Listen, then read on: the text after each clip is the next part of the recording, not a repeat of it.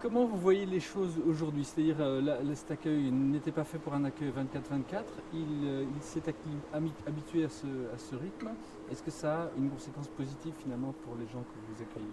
Alors on observe une évolution positive pour les personnes qui sont restées confinées, puisqu'on a des personnes qui ont choisi malgré tout de partir depuis le début du confinement.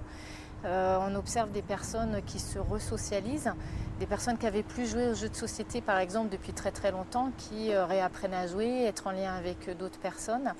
On observe aussi une consommation d'alcool ou en baisse ou encadrée, des liens qui se tissent ou se retissent entre les personnes, des liens qui se tissent aussi avec les salariés et des personnes qui peuvent parler plus facilement de leur parcours de vie et se projeter dans l'avenir sur des projets qu'ils n'auraient peut-être pas imaginés avant le confinement au final.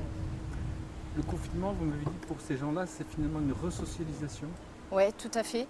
Quand les personnes sont dans la rue, elles sont ce qu'on appelle invisibles. Elles sont souvent dites invisibles au final, sans lien et très isolées.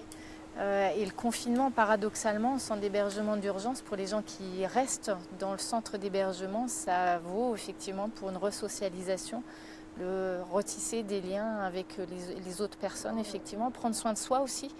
Avoir des repas matin, midi et soir, simplement, pouvoir accéder à l'hygiène très régulièrement, pouvoir parler de sa santé aussi, voilà, parler de son passé, ça fait partie effectivement des choses qui permettent la resocialisation.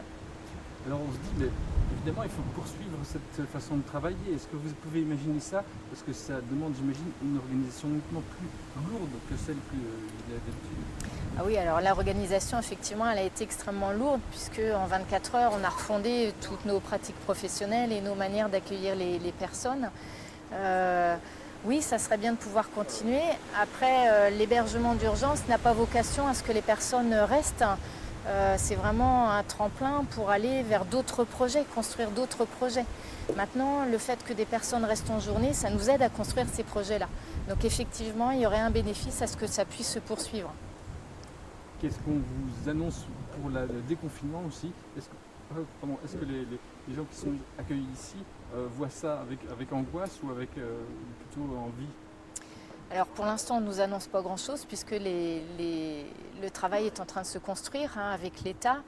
Nous, on va être force de proposition, bien évidemment, avec nos partenaires associatifs et particulièrement avec le SIAO 115. Ça va être un déconfinement progressif au 11 mai. On ne va pas remettre tout le monde à la rue.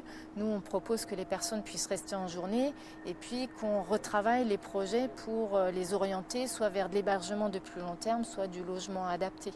Donc voilà, on va tenter de se faire entendre sur quelque chose d'assez progressif. Je pense qu'on est un peu dans l'esprit aussi de ce qui est annoncé au niveau gouvernemental. Après, oui, l'idée, ce serait de toujours pouvoir accueillir en journée. Pour ça, il faut développer des moyens. Et ça va être une question effectivement de moyens. Ça va être aussi une question de ressources humaines, là, pour le coup, puisqu'il faut aussi des personnes qui soient des salariés auprès des personnes hébergées. Merci beaucoup.